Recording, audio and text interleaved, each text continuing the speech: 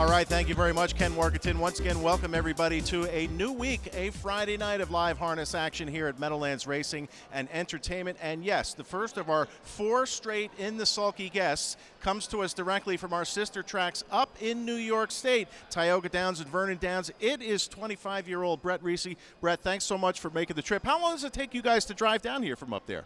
I'm located right down by Tioga, the next exit up Sayre, and right out of my driveway to here at the Meadowlands, 3 hours, 10 minutes on the dot. All right.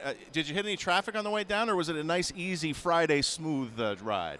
I'm glad I didn't hit any traffic, but it was nice and smooth this morning. No traffic at all, just clear shot. All right. Now, I know you came with a special guest. Tell us about him and how he got you started in harness racing. I came tonight and for the weekend with Dad. And everything goes back to my father, me, my brother, even right back to my grandfather, how we got started betting and how we learned how to read a program and so on and so forth. So you learned all of your handicapping techniques, so to speak, from him. Have you adapted on them at any point? Well, yeah, he thinks I'm better than him now, so he takes me up on my picks. Okay. But yes, when I first started up at Vernon, I got every single thing from my father. Okay. Do you ever have any friendly wagers amongst yourselves? Yeah, off the record, so to speak? We compete once in a while. We see, who can do the best out of 10, just messing around at home or something like that. So, yeah, we have friendly battles. Now, I know we've got a qualifier for the National Harness Handicapping Championship tomorrow night. Are you going to play in that?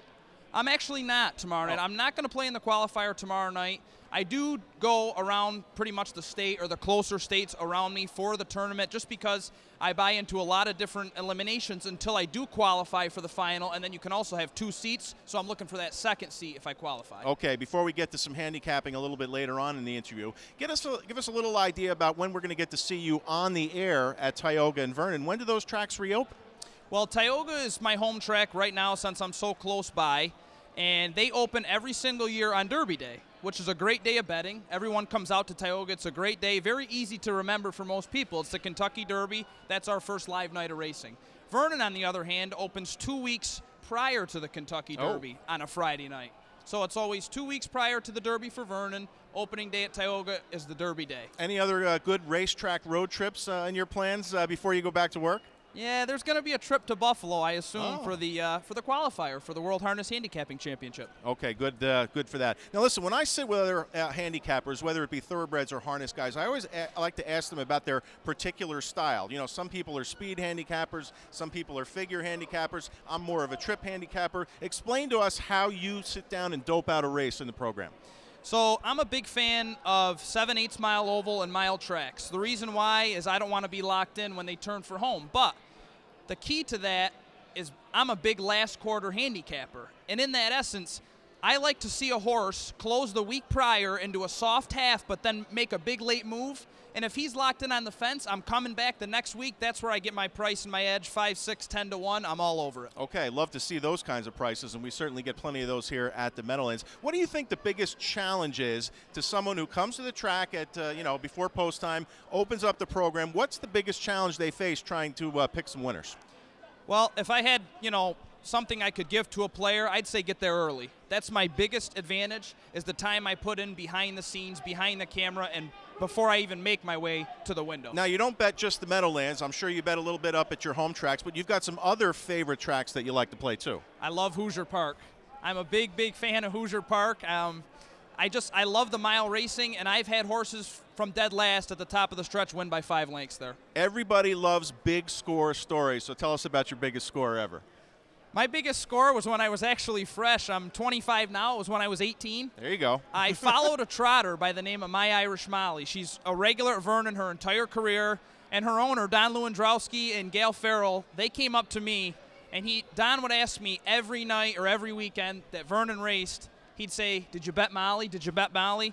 And there I was at OTB when I was 18. I was already going to the races prior, and she popped at Monticello at 25 to 1. I had the early pick 3. I had the early double, a win bet. She made my day. Now, that's what I like to hear. That is a very good score story. Now, as for your job up at Tioga and Vernon, when you get to do some of those stakes race interviews in the summertime or whatever, how much fun do you have with that to talk to the star drivers right after that heat of competition? It's funny you say that because my my favorite part of the job isn't the handicapping. It's meeting the big-name drivers in the game, the big-name trainers, and then interviewing them, because I feel very honored that I get that opportunity to interview them. So the best part of the job is interviewing the big guys. Do you have any good stories? Because all of us who've done this for a while, you get a strange answer or something like that. Because remember, the guys like Ron Pierce used to keep us really on our toes. Who are the guys in New York that you like to keep you on your toes? Well, this year with the Empire Breeders' Classic being down there, they came down the stretch, and we had quite a few people that day. And Yannick was in the bike on She's My Candy Girl. And they hit the wire, and I interviewed Yannick. And we went on for about 2 or 3 minutes. And as we were done, I looked up in the stands, and I said, "The Green Hornet says, 'Welcome to the Hornet's Nest.'" And Yannick looked over at me, and he started laughing as hard as he could. That's good. Well, it's better laughing than crying. Yeah. I think I've walked away from an interview or two practically in tears. Good answer there. Now, listen, what's your favorite race you've ever witnessed in person?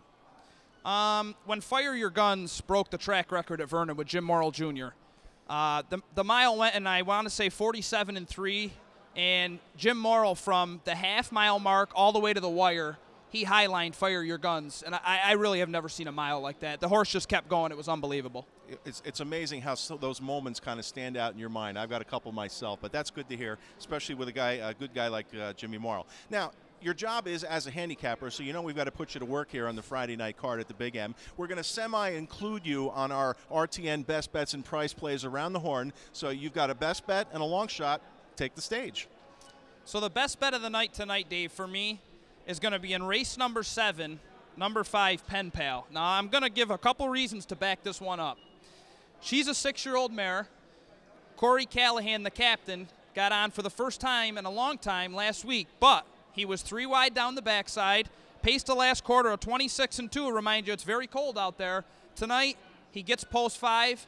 I think the captain's going to the lead tonight early on. Okay, Pen Pal, you and everybody else at about $3.60 if she wins. Yep. You're a long shot type of player. You just told us that, so give us one for later. So in race 9, this is going to be my long shot play of the night. And I have a little insight here because I'm up at Vernon and Tioga a lot, but I'm always watching Hoosier. So if anyone knows number 3, Alaska came from Hoosier, was driven and trained by Walter Haynes Jr. I'm sure you've heard of him. Great trot trainer out there. But Eric Abatello seems to have the rigging right on this horse, and she had a lot of breaking trouble when Walter Haynes had her. But there's one thing that Eric's not doing that I see. It's that she loves to race from off the pace, and tonight I see the 5, 6, 7, and 8 all going to the lead, which is going to be the 4 favorites. Alaska tonight, first or second over, right to the wire. All right, 2 good picks there, Pen Pal and Alaska, from the one and only, our co-host, our colleague, Mr. Brett Risi, who has joined us on In the Sulky. Hey, listen, thanks so much for coming down, spending the weekend with us. Have a great time with your dad tonight. Good luck with the betting as it goes, and you're going to come down in between for a couple of race segments a little bit later to talk with Dave Little. So thanks again, Brett, for being part of our show. Thank you, Dave, and always a thank you to Jason Sedamore, who got this started for me.